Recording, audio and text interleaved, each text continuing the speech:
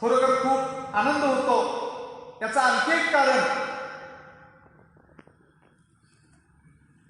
ज्यांना आपण कुंथलगिरीचे बाबा असं संबोधतो ते वीराचार्य वीर शिरोमणी यांचा सहवास मला त्या ठिकाणी लाभला. आणि त्या सहवासातून, त्यांच्या वैचारिक मुशीतून आमच्या व्यक्तिमत्वाची जडणघडण त्या ठिकाणी घडली. आणि खरोखरच या संपूर्ण गोष्टीचं एक फलित म्हणजे आजचं मला हे मिळालेलं व्यासपीठ. 3 बाबा माझ्या सद्भाग्यानं मला खूप आवडतात. ज्यांचं दर्शन घेतल्यानंतर, ज्यांचं कर्तृत्व पाहिल्यानंतर आनंद व्हावा, त्या आनंदवणीचे श्रमयोगी बाबा आमटे. दुसरे, ज्यांनी संविधानाची निर्मिती केली ते बाबासाहेब आंबेडकर. आणि तिसरे, जे चारित्र्य आणि कर्तृत्व पहिल्यांदा केलं मग सांगितलं ते संत गाडगे बाबा, की ज्यांच्या बाबतीत मी एवढंच म्हणेन, ज्ञानदर्शन चारित्रोपचारा. त्यामुळं एकामध्ये सम्यक दर्शन, एकामध्ये सम्यक ज्ञान आणि एकामध्ये सम्यक चारित्र्य त्या ठिकाणी डोकावतं. परंतु या तिन्हीचाही खऱ्या अर्थानं संगम जर कोणत्या व्यक्तीमध्ये झाला असेल तर ते वीराचार्य वीर शिरोमणी ॲडव्होकेट बाबासाहेब कुचनोरे सरांच्या मध्ये. कारण ही एक व्यक्ती या तिन्ही तत्वज्ञानातून आणि या तत्वज्ञानाच्या मुशीतून निर्माण झाली. आचार्य श्री शांतीसागर मुनी महाराज आणि गुरुदेव समंतभद्र मुनी महाराज यांच्या सहवासामध्ये, की जे गुरु महाराज यांच्या सान्निध्यामध्ये ज्यांनी आपलं बालपण आणि आपलं विद्यार्थी दशा घालवली, ते हे वीराचार्य बाबासाहेब कुचनोरे सर, की ज्यांचा आम्हाला सहभाग मिळाला, सहयोग मिळाला, ज्यांच्या सान्निध्यामध्ये संपूर्ण महाराष्ट्रामध्ये जवळजवळ 700 पेक्षा जास्त आम्ही गोमटेश्वर धार्मिक ज्ञान मनोरंजन पार्टीच्या माध्यमातून कार्यक्रम केले. सरांनी अकलूज, बारामतीपासून, ठाण्यापासून, मुंबईपासून, बेळगावपर्यंत, हुबळी, धारवाडपर्यंत आमच्यासारख्या कार्यकर्त्यांना नेऊन त्यांनी फिरवलं. आणि विविध नाटकाच्या माध्यमातून आणि सोंगी भजनाच्या माध्यमातून आणि भक्तिदयेच्या माध्यमातून आम्हाला त्या ठिकाणी गाणी म्हणण्यास त्या ठिकाणी लावलं. खूप मोठा आशीर्वाद आम्हाला वीराचार्यांच्या माध्यमातून त्या ठिकाणी मिळालेला. आणि म्हणून तर आज या चिंचवड हायस्कूल सारख्या ठिकाणी त्यांनीच त्यांच्या नावाने निर्माण झालेली संस्था वीराचार्य बाबासाहेब कुचनोरे चॅरिटेबल ट्रस्टच्या या संस्थेमध्ये, चिंचवड हायस्कूलमध्ये मला अध्यापन करण्याचं भाग्य त्या ठिकाणी लाभलं.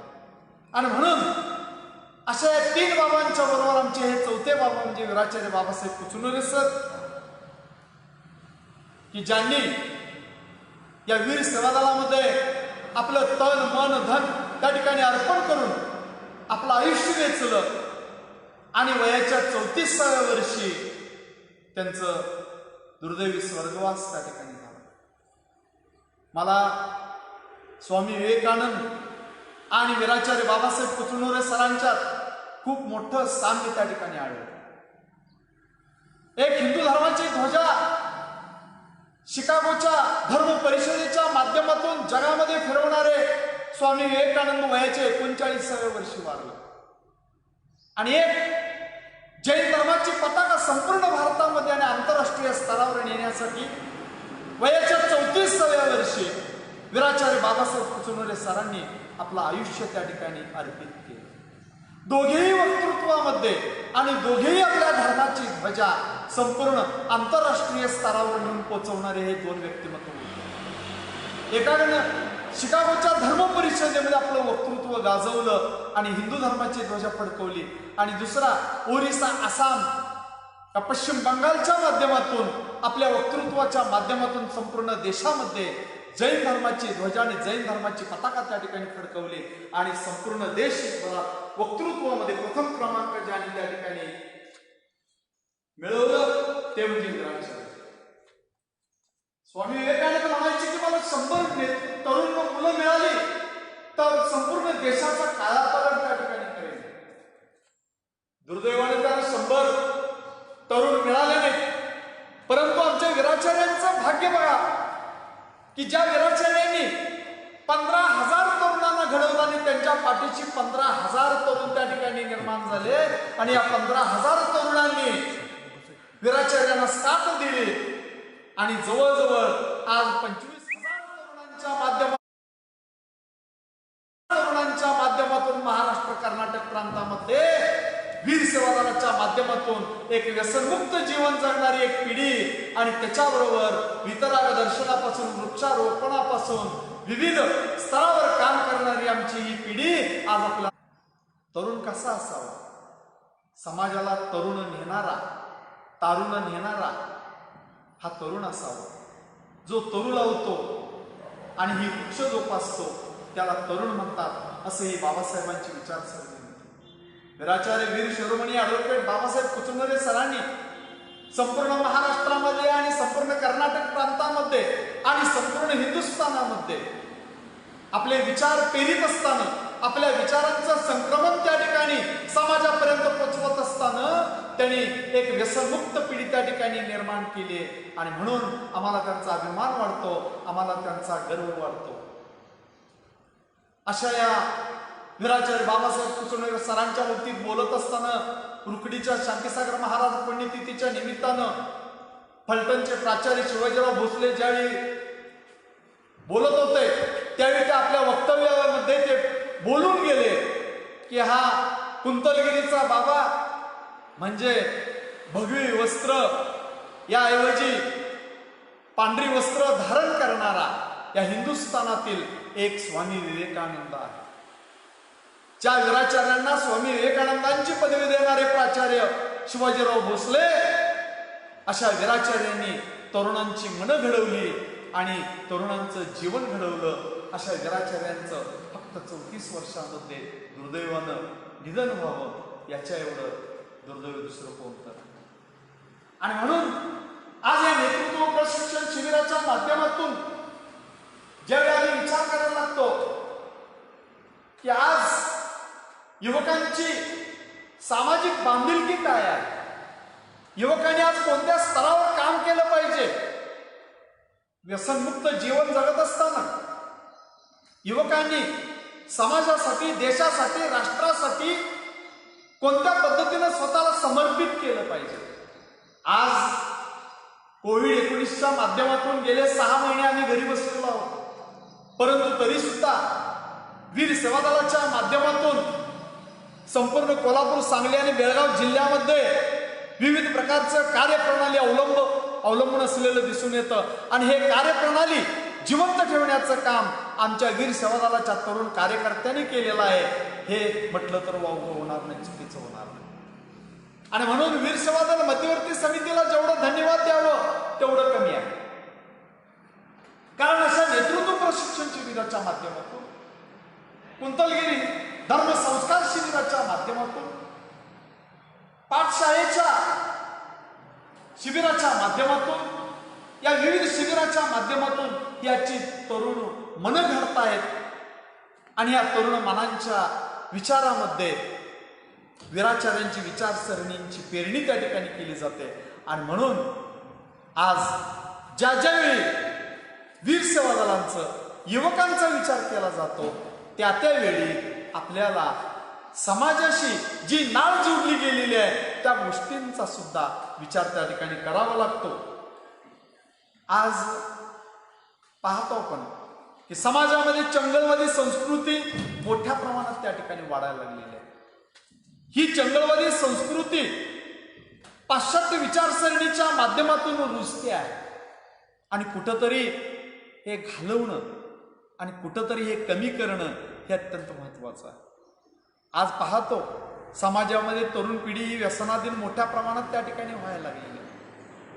हातामध्ये मोबाईल, डोळ्यावर गॉगल आणि कानामध्ये गाणी आणि त्या गाण्यांचं कॅसेट्स ऐकत गाड्या मारत संपूर्ण शहराच्या माध्यमातून त्या ठिकाणी फिरायचं, वावरायचं, अशा प्रकारची प्रवृत्ती मोठ्या प्रमाणात समाजामध्ये त्या ठिकाणी वाढायला लागलेली आहे. आणि त्याच्यामुळे कुठेतरी चंगळवादी संस्कृती बंद व्हावी, कुठेतरी या चंगळवादी संस्कृतीला आळा बसावा, ही एक महत्वाची भूमिका सेवादलाच्या माध्यमातून वारंवार त्या ठिकाणी मांडलं जातं. अनेक वक्त्यांनी या सेवादलाच्या माध्यमातून गेली 40 वर्षांमध्ये जवळजवळ हजारो वक्त्यांनी या नेतृत्व प्रशिक्षण शिबिर असेल आणि कुंतलगिरी संस्कार शिबिर असेल या विविध माध्यमातून विचार देण्याचा प्रयत्न आणि विचार संक्रमित करण्याचा प्रयत्न त्या ठिकाणी केलेला आपल्याला आढळून येतो. आज आपल्याला आणखी एक गोष्ट त्या ठिकाणी दिसून येते की तरुणांच्या जिभेवर आज श्लोक नाहीये, तरुणांच्या जिभेवर आज सुविचार नाहीये, तरुणांच्या जिभेवर आज चांगले विचार नाहीये, तर तिथं आपल्याला त्यांच्या जिभेवर शिव्या दिसायला लागतात. आणि मग आम्ही काही वेळा वर्गामध्ये सुद्धा पाहतो, कधी एखाद्या विद्यार्थ्याला हाक मारत असताना, मित्राला हाक मारत असताना सुद्धा तो बापाचं नाव घेऊन हाक मारतो, आईचं नाव घेऊन हाक मारतो, आजच्या पंजाचं नाव घेऊन त्या ठिकाणी हाक मारतो. आणि अशी शिवीगाळयुक्त विचारसरणी समाजामध्ये मोठ्या प्रमाणात वाढायला लागलेली आहे. आणि हे कुठंतरी आमच्यासारख्या शिक्षकांच्या माध्यमातून आणि संस्काराच्या माध्यमातून या विद्यार्थ्यांच्या मधून आणि तरुण युवकांच्या मधून कुठंतरी हे कमी झालं पाहिजे. आणि शिवीगाळ मुक्त अशा प्रकारचं जीवन या मुलांच्यात निर्माण व्हावं, हाही एक महत्वाचा भाग आपल्याला या ठिकाणी दिसून येतो. आणखी एक महत्वाचा मुद्दा म्हणजे टिंगल टवाळी करणं. आजच्या तरुणांच्या मध्ये टिंगल टवाळी करणं अशा प्रकारचं एक फॅशन समाजामध्ये मोठ्या प्रमाणात त्या ठिकाणी वाढायला लागलेलं आहे. आणि म्हणून हे टिंगल टवाळी सुद्धा त्या ठिकाणी एक चंगळवादी जीवन आपल्याला त्या ठिकाणी आपण म्हणू. आणि म्हणून हे सुद्धा कुठंतरी त्यापासून आपण मुक्त व्हायला पाहिजे, त्याच्यापासून आपण फारकत घेतली पाहिजे. आणि म्हणून ही संवेदनशीलता आपण या तरुणांच्या मनामध्ये रुजवली पाहिजे. कार्यकर्ता कसा असावा, तरुण कसा असावा, वीराचार्यांच्या कुशीतून निर्माण झालेला एखादा तरुण कार्यकर्ता कसा असतो हे जर पाहायचं झालं तर पुण्यासारख्या ठिकाणी 8-10 वर्ष शिक्षण घेऊन अगदी राधानगरी सारख्या डोंगर भागामध्ये, डोंगराळ भागामध्ये, दुर्गम भागामध्ये राहत असणारा तो तरुण युवक पुण्याला शिकून 10-12 वर्षानं तो आपल्या गावाकडे यायला निघतो. पुण्याहून एसटीने कोल्हापूरपर्यंत येतो आणि कोल्हापूरहून मग ते राधानगरीच्या डोंगर वसाहतीमध्ये असणारं टिकपुर्ली सारखं छोटंसं गाव, अशा ठिकाणी तो कोल्हापूरहून एसटीनं परत एसटी बदलून तो त्या ठिकाणी निघालेला आहे. आणि मग तो जातोय आपल्या गावाकडे एसटीनं. श्रावण भाद्रपद महिन्याचे दिवस आहेत आणि या एसटीतून प्रवास करत असताना 2 ते 3 किलोमीटर अंतरावर गाव आलेला आहे. पावसाची उघडीप आहे. आणि मग हा तरुण युवक त्या एसटी कंडक्टरला म्हणतो की साहेब एसटी थांबवा, मला इथंच उतरायचं. एसटी कंडक्टर म्हणतो हो साहेब अजून तुमचं गाव 2 ते 3 किलोमीटर अंतरावर असताना तुम्ही इथंच का उतरतो असं म्हणता. त्यावेळी तो तरुण युवक म्हणतो की साहेब 10-12 वर्षानंतर मी माझ्या गावाकडे जातोय. मला गावाकडे जात असताना श्रावण महिना आणि या पावसामध्ये हरित क्रांती जी निसर्गामध्ये निर्माण झालेली आहे त्या हरित क्रांतीचं दर्शन मला घ्यायचं आहे आणि म्हणून मला इथंच उतरू द्या आणि मी चालत निसर्गाचा आस्वाद घेत मला गावापर्यंत जायचं आहे. कंडक्टरनं बेल मारली. तो तरुण युवक एसटी मधून उतरला आणि आपल्या गावाच्या दिशेनं तो चालत शबनमची पिशवी गळ्यामध्ये अडकवून तो जातोय. एसटी पुढं मार्गक्रमण करायला लागलेली आहे आणि पाठीमागून तो चालत उड्या मारत शीळ घालत गाणं म्हणत तो आपल्या गावाच्या दिशेनं चाललेला. आणि मग आपल्या गावाच्या दिशेने जात असताना घटना अशी घडते की एसटी वळण घेऊन त्या डोंगर माथ्याला वळसा घालून एसटी पुढे जाते न जाते. त्याच वेळी दरड कोसळते आणि ती दरड त्या एसटीवर बरोबर कोसळते. 7 ते 8 लोक ऑन दी स्पॉट मृत्युमुखी त्या ठिकाणी पडतात. 7 ते 8 लोक मृत्युमुखी पडतात. आज एखादा तरुण काय म्हटलं असतं, बरं झालं मी बसमधून उतरलो. परंतु तो तरुण युवक संवेदनशील वृत्तीचा, वीराचार्यांच्या तालमीमध्ये तयार झालेला, वीर सेवादलाच्या वैचारिक मुशीतून निर्माण झालेला तो तरुण युवक त्या ठिकाणी म्हणतो, अरे रे 2 मिनिट का असेना माझ्यासाठी मी बस थांबवली, माझ्यासाठी मी बस थांबवली. 2 मिनिट बस थांबली. ते जर मी बस थांबवलो नसतो तर काल पुढे गेला असता आणि एसटी डोंगराला वळसा घालून पुढे गेली असती, दरड मागं कोसळली असती आणि कोणीही त्या एसटीतून मृत्युमुखी पडला नसता. ही संवेदनशील वृत्ती वीराचार्य वीर शिरोमणी ॲडव्होकेट बाबासाहेब कुचनुरे सरांनी त्या तरुणांच्या मनामध्ये आणि रोमामध्ये निर्माण केलेली होती. आणि म्हणून ही संवेदनशीलता आजच्या तरुणांच्यामध्ये आहे का हे तपासणं महत्वाचं आहे.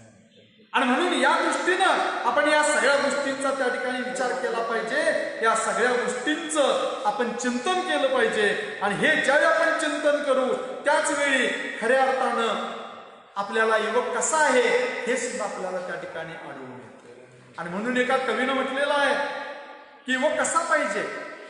असा एक युवक, तो म्हणतो, असा एक युवक जो पाडून टाकील तो उगवलेल्या साऱ्या शेवाळलेल्या भिंती. असा एक युवक जो पाडून टाकील तो उगवलेल्या साऱ्या शेवाळलेल्या भिंती आणि बांधील नवे मजबूत पूल हृदयाला जोडणारे. ज्याच्या सावळ्या चेहऱ्यात साऱ्यांना केशर माखली पाहत दिसेल आणि दिशाईन पाखरांच्या पंखांना नवे कोरे क्षितिज गवसे. असा एक युवक जो देईल पंख फुलारती स्वप्ने इथल्या गोजीरवाण्या बाळमुठीत आणि द्वेषाने मळलेल्या इथल्या जुन्या पाण्याला हाल करील माणूसपणाचे सुगंधित अत्तर, ज्याच्या शब्दात गवसेल उत्तर आणि इतिहासातील काळवंडलेल्या प्रश्नांना आणि मिळेल नवी धमक, नवी चमक, रंग हरवत्या स्वप्नांना. असा एक युवक ज्याची नाळ जोडलेली असेल त्रिखंडातील जगण्याशी. असा एक युवक ज्याची नाळ जोडलेली असेल त्रिखंडातील जगण्याशी. जाती धर्माच्या स्क्वेअर फुटी चौकटी मोडीन पडतील त्याच्या पायाशी. ज्याच्या स्मितात असेल दिलासा भूतकाळावर फुंकर घालणारा. ज्याच्या स्मितात असेल दिलासा भूतकाळावर फुंकर घालणारा आणि ज्याच्या मनगटात दुर्दम्य विश्वास आणि इतिहासाचे पदस्थल करून भविष्य कोरणारा. असा एक युवक ज्याला उमसते कालचा पाऊस न झालेल्या गावांचे. असा एक युवक ज्याला उमसते कालचा पाऊस न झालेल्या गावांचे मुख आक्रंदन आणि जाणवतात उंच महालांनी सोडलेले निराश विश्वास देखील. असा एक युवक ज्याला ऐकू येतो उपासपोटी लेकरांच्या आईचा स्फुट हुंदका आणि ज्याला उमसतो डोळ्यात तरळणारा त्रागा, रिकाम टेकड्या बळकट मनगटांचा आणि आपल्या हाताने विणत राहतो एक अखंड धागा, माणूस जोडणारा धर्माला, समाजाला आणि तारुण्याला. असा एक या युवकांच्या बाबतीत बोलत असताना प्रदीप आवटेने अत्यंत सुंदर शब्दामध्ये ही एक वैचारिक कविता आपल्या समोर ठेवण्याचा प्रयत्न त्यांनी केलेला आपल्याला दिसून येतो. आणि म्हणून या युवकांना समाजातले धागे विणत असताना आपली संवेदनशीलता सोडून देता कामा नये. समाजातले वैचारिक संक्रमण बाजूला ठेवत असताना त्या तरुणांना कधीही कुठल्याही वैचारिक विचारांना तिलांजली त्या ठिकाणी देऊ नये. आणि म्हणून आजचा हा वीर संवर्धनाचा जो कार्यकर्ता कसं पाहिजे, वीराचार्य वीर शिरोमणी ॲडव्होकेट बाबासाहेब कुचनुरे सरांनी एका शिबिराच्या वक्तृत्वामध्ये सांगत असताना, एका सत्रामध्ये सांगत असताना ते बोलून गेले होते, ज्याच्या पायाला डुंगरी, ज्याच्या डोक्यावर बर्फ आणि ज्याच्या उरामध्ये धग आहे तो खऱ्या अर्थाने वीर सेवादलाचा कार्यकर्ता असू शकतो. आणि असाच कार्यकर्ता मला पाहिजे आहे, अशा प्रकारचं एक वचन त्या संपूर्ण. आणि म्हणून अशा कार्यकर्त्यांची एक पिढी आपल्या वीर सेवा दलाच्या माध्यमातून नेतृत्व प्रशिक्षण शिबिराच्या माध्यमातून निर्माण व्हावं, ही भूमिका वीराचार्यांनी त्या ठिकाणी वधवलेली आपल्याला दिसून येते. आणि म्हणून याच वैचारिक संक्रमणातून आपण सुद्धा कुठंतरी आपण वाटचाल केली पाहिजे, या भूमिकेतून आपण वाटचाल केली पाहिजे, या विचारातून आपण वाटचाल केली पाहिजे. आणि म्हणून यासाठी हे वीर सेवादानं एवढं मोठं व्यासपीठ आपल्याला त्या ठिकाणी निर्माण करून दिलेलं आढळून येतं. वीराचार्य नेहमी म्हणायचे, ज्यावेळी आपल्याला समाजाला द्यायचं आहे त्यावेळी आपण आपल्यातलं सर्वोत्तम हेच त्या ठिकाणी केलं पाहिजे. म्हणजे त्यासाठी त्या सर्वोत्तम गोष्टी आपल्या जवळ असल्या पाहिजे. Youth is he whose attention is welded to his purpose. त्याला युवक म्हणावं की जो आपल्या ध्येयाशी एकरूप झालेला असतो. Youth is he who rides the whirlwind and directs the storms. त्याला युवक म्हणावं की जो तुफानावर स्वार होऊन वादळालाही दिशा देण्याचा प्रयत्न करतो. अशा युवकांची व्याख्या ही बाबा आमटे आणि वीराचार्यांनी केलेली आपल्याला आढळून येते. आणि म्हणून जे काही सर्वोत्तम आपल्याला द्यायचं आहे ते सर्वोत्तम आपण आपल्या वैचारिक संक्रमणाच्या माध्यमातून समाजापर्यंत आपण पोहोचवण्याचा आपण प्रयत्न केला पाहिजे. शिक्षण म्हणजे नेमकं काय असतं? वीराचार्य नेहमी म्हणायचे, शिक्षण म्हणजे अंकुरित होण्याची कला. स्वतःला अंकुरित केलं पाहिजे, स्वतःचा विकास साधला पाहिजे आणि स्वतःचा विकास साधता साधता समाजाचा सुद्धा विकास आपण साधलं पाहिजे. त्यालाच अंकुरित होणं असं त्या ठिकाणी म्हटलं जातं. पहा, एखादी विणा एखाद्या घरामध्ये पारंपरिक पद्धतीनं कोणतरी आजोबा पंजोबा त्या घरामध्ये विणा वाजवणारा होता, परंतु त्या पंजोबानंतर त्या घरामध्ये वाजवणारा कोणी निर्माण झाला नाही. त्यामुळं अडगळीत विणा त्या ठिकाणी पडून राहिली. अडगळीत विणा पडून राहिली. काय व्हायचं, कधीतरी मांजरानं त्या तंबोऱ्यावर उडी मारली की त्याच्यात तारा छेडल्या जायच्या आणि त्यातून काहीतरी एक आवाज निर्माण व्हायचा. एखादं लहान मूल त्या अडगळीत गेलं की कुठेतरी ते तारा वाजवून बघायचा, त्यावेळी त्या विणेचा आवाज व्हायचा. आणि मग कधीही तो आवाज उमटायचा. घरातली लोक वैतागली, या विणेचा तर आपल्याला काही उपयोग नाही, ही आपल्याला अडगळ आहे, आपल्याला अडचण आहे. आणि म्हणून त्यांनी काय केली, ती विणा उकिरड्यावर नेऊन फेकून दिली. उकिरड्यावर नेऊन फेकली, विणा टाकून दिली. तो परत फिरतोय, एवढ्यामध्ये त्या उकिरड्यामध्ये एक भिकारी अन्न शोधत होता. त्याला अन्नाच्या ऐवजी ती विणा मिळाली. तो कधी काळी अत्यंत सुंदर विणा वाजवणारा तो भिकारी आणि संगीतमय पद्धतीनं तो त्या ठिकाणी त्याच्या तारा छेडायला लागला आणि त्यातून सुंदर आवाज त्या ठिकाणी निर्माण झाला. ज्या घरातल्या लोकांनी ती विणा टाकलेली होती त्यांच्या कानावर ते सुंदर सूर त्या ठिकाणी गेले. अरे, आपल्या विणेतून एवढा सुंदर स्वर त्या ठिकाणी येतोय म्हटल्यानंतर ते परत तिथं गेले. पाहिलं तर एक भिकारी ती विणा वाजवतो. भिकारी विणा वाजवतो हे पाहिल्यानंतर त्यांना त्या विणेची किंमत कळाली आणि मग त्या भिकाऱ्याला ते म्हणाले, बाबा आमची विणा परत दे. त्यावेळी तो भिकारी म्हणाला की साहेब, ही विणा तुम्ही घेऊन काय करणार? ही विणा काय तुम्हाला वाजवता येत नाही? अडगळीतली ही विणा, मांजरानं उडी मारली, आवाज आला धपकन, मुलानं ती विणा छेडली, आवाज आला, तुम्हाला त्याचा त्रास झाला. विणा वाजवता आली तर त्याचा सुंदर आवाज तुमच्यापर्यंत येतो. विणा जर वाजवता नाही आली तर त्याचा कर्कश आवाज तुमच्या कानावर पडतो. तुमच्या कानावर आतापर्यंत कर्कश आवाज पडला म्हणून तर तुम्ही ती विणा चांगली असताना सुद्धा उकिरड्यावर नेऊन टाकला. मला वाजवता येतं, ही विणा माझ्याजवळच असू दे, कारण ज्याच्याजवळ कला आहे त्यानंच ती वाजवावी. आणि म्हणून शिक्षण हे अशाच पद्धतीचं आहे. आपल्यातलं अंकुर जे आहे त्याला विकसित करण्याचं काम हे शिक्षण करत असतं. आणि म्हणून त्यालाच शिक्षण म्हटलं जातं. जे अंकुर विकसित करतं ते शिक्षण. आणि म्हणून अशा पद्धतीचं शिक्षण, एक रचनावादी शिक्षण आज तरुणांना मिळणं गरजेचं आहे. एक कौशल्याधिष्ठित शिक्षण आजच्या तरुणांना मिळणं गरजेचं आहे. त्याच वेळी आजचा तरुण एक समाजातला चांगला रचनावादी कार्यकर्ता त्या ठिकाणी बनू शकतो. खरं म्हणजे समाजामध्ये आपण वावरतो, आपण पाहतो नेहमी, परंतु बऱ्याच वेळा दिसत असून सुद्धा आपण काही कृती त्या ठिकाणी करत नाही. एक रेश्मा आणि हर्षदा नावाच्या आई आणि मुलगी दररोज सकाळी फिरायला जात असतात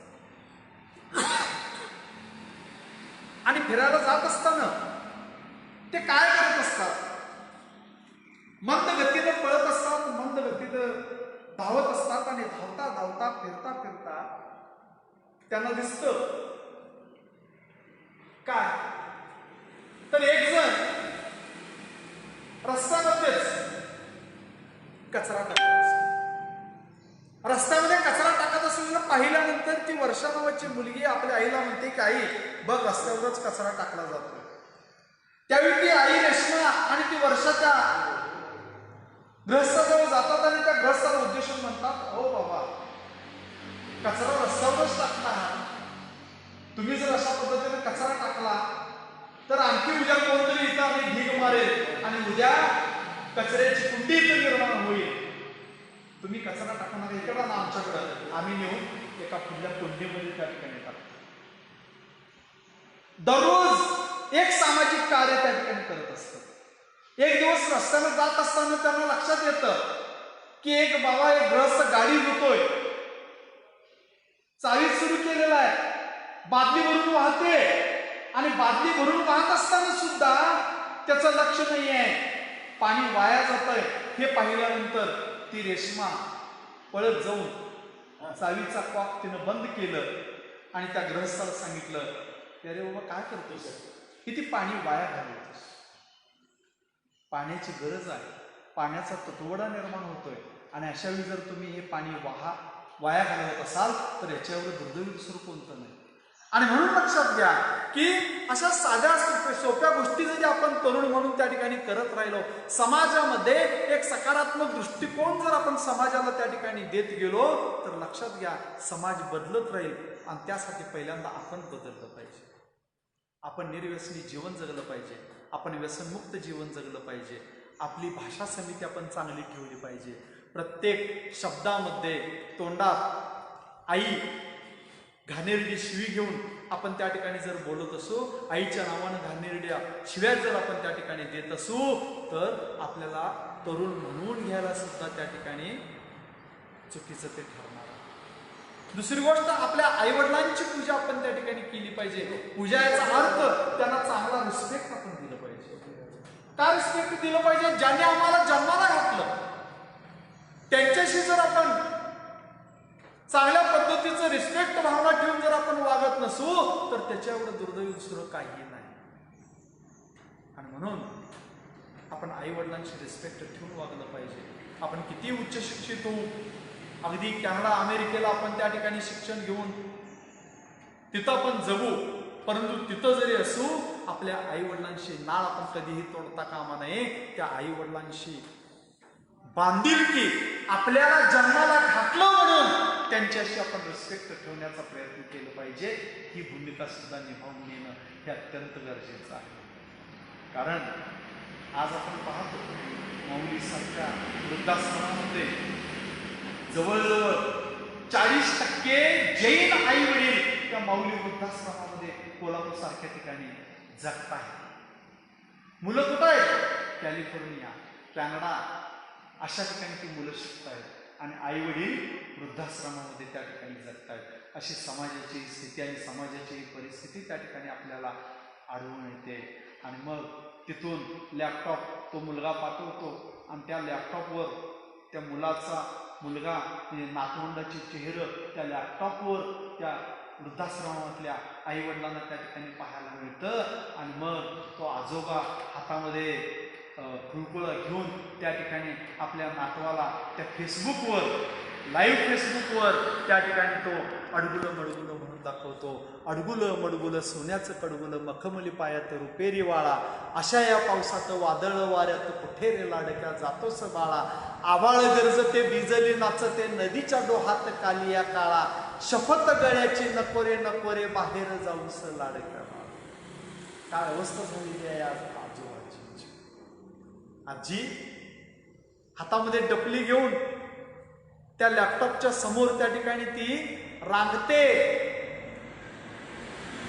आणि त्या नातवाला उद्देशून त्या ठिकाणी ती आजी त्या ठिकाणी म्हणते, सूर म्हणतो साथ दे देवा म्हणतो वात दे, सूर म्हणतो साथ दे देवा म्हणतो वात दे, उन्हामधल्या म्हाताऱ्याला फक्त तुझा हात दे.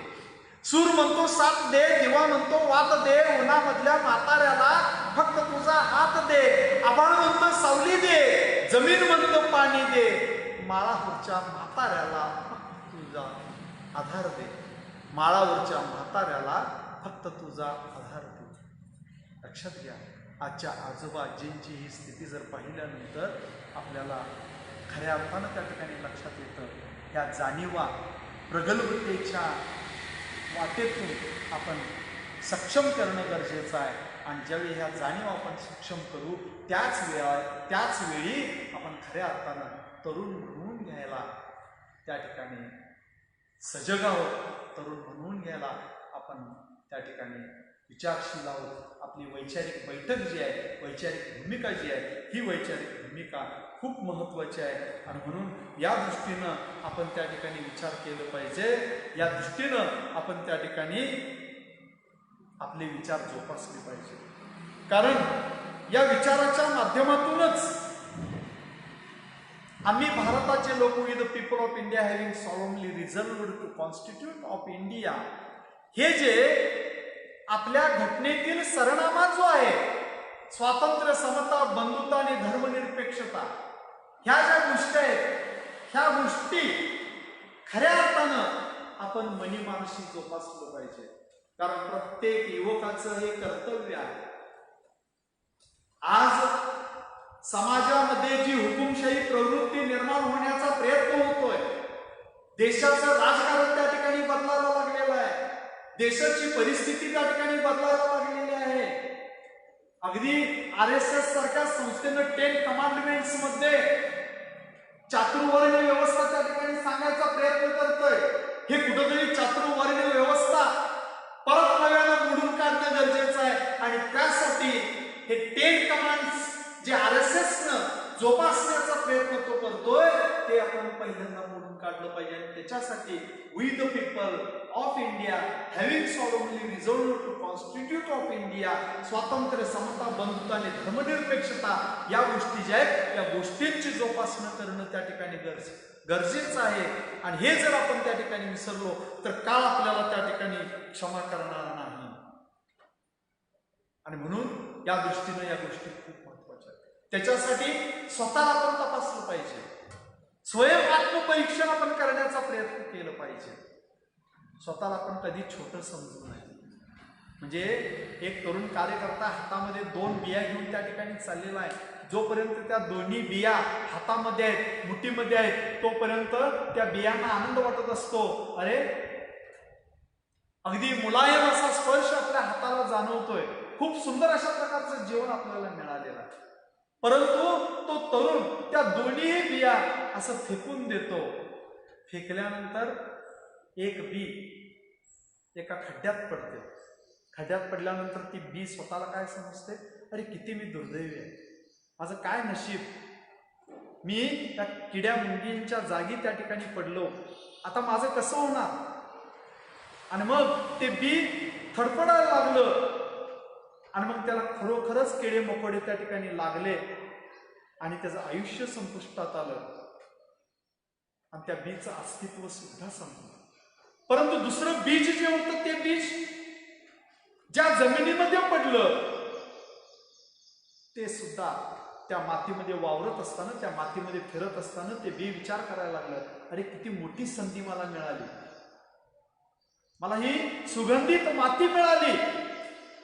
त्या मातीमध्ये खाली काय आहे, खाली काय आहे, खाली काय आहे, म्हणून ते बीज खाली खाली खाली मुरत गेलं, त्याला अंकुर फिटलं, त्या अंकुराचं वेलीमध्ये रूपांतर झालं आणि त्या वेलीचं वृक्षामध्ये रूपांतर झालं.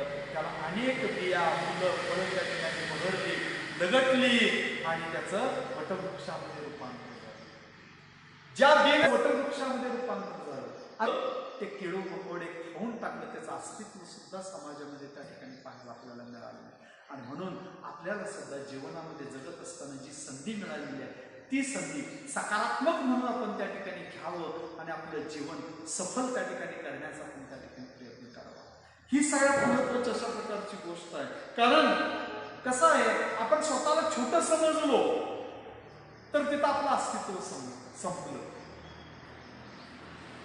आणि स्वतःला मोठं समजून एक गर्विष्ठ भूमिका जर आपल्या ठिकाणी निर्माण झाली, अहंपणा निर्माण झाला, तरीही आपलं अस्तित्व त्या ठिकाणी. जसं पर्वताने त्या पर्वताच्या पायथ्याशी असणारा छोटा चिमणीसारखा पक्षी पर्वत स्वतःला महाग आहे अशा पद्धतीचा समजत असतो. मी किती मोठा आहे, मी किती मोठा आहे. आणि चिमणे, तू किती छोटे आहेस, तुझं अस्तित्व काय, नगण्य आहे, कारण तू माझ्या पायथ्याशी पडलेली आहेस. बघ, एवढा उंच पर्वत मला कोणी सुद्धा पार करू शकत नाही, कोणी सुद्धा मला ओलांडून जाऊ शकत नाही. परंतु ती छोटीशी चिमणी त्या पर्वताला म्हणते, खरोखरच तू महान आहेस असं तुला वाटतं? त्यावेळी पर्वत म्हणतो, हो मी महान. त्यावेळी ती चिमणी म्हणते, परंतु एक लक्षात घे, तुझ्याजवळ मोठेपणाची जर हाव असेल किंवा मोठेपणाचा अभिमान तुझ्याजवळ असेल, तर मी जरी छोटीशी असले तर माझ्याजवळ सुद्धा ही क्षमता आहे, ते म्हणजे हे पर्वत पार करण्याची क्षमता आहे. मी उडत जाऊन तुला ओलांडून पलीकडे त्या ठिकाणी जाऊ शकते. ही ताकद परमेश्वरानं मला त्या ठिकाणी दिलेली आहे. आणि म्हणून तू मला छोटं समजू नकोस. भले मी तुझ्या पायथ्याशी त्या ठिकाणी नगण्य म्हणून पडलेली असेल, परंतु मी नगण्य नाही आहे.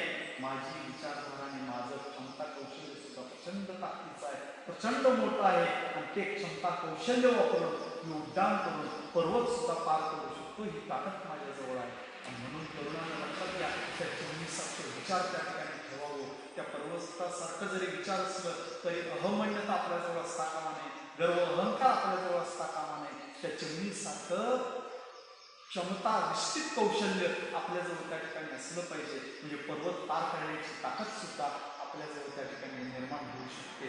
शेवटी आजच्या या नेतृत्व प्रशिक्षण शिबिराच्या माध्यमातून मी एवढंच, शृंखला पायी असू दे मी गतीचे गीत गाई, शृंखला पायी असू दे मी गतीचे गीत गाई, दुःख उधळावयास आता आसवांना वेळ नाही.